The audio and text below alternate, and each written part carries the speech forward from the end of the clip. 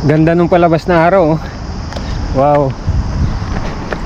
Naka 5.22 kilometers na ako. Kailangan ko na mag-rehydrate. Kalahating litro lang yung baon ko. Bibili na lang ako doon pag nagkulang. Tag-init na, hindi ako pwede magbaon ng marami. Umiinit sa likod ko. Tapos na yung kalahating litro ko. Kailangan ko muna mag-refuel bago ko ituloy. Naka ano pa lang ako, 16.5 kilometers. Ayan, nakapag-refuel na si Dodong. Nakaubos na ako ng isang Pepsi. Tapos may baon na reserve na Gatorade. Saka isang saging follow up pag nagutom.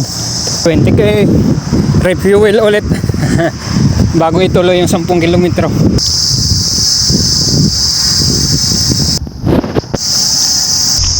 22k. Paubos na naman yung fuel ko. 5 kilometers pa bago ako makarating sa tindahan para bumili ng tubig. Ang lakas makauhaw ng humid. Sakto to hanggang sa bahay na 30 kilometers. 3.8 kilometers pa. Refuel muna ako, bili muna ng tubig. 30k. Yan, nakapag cool down na.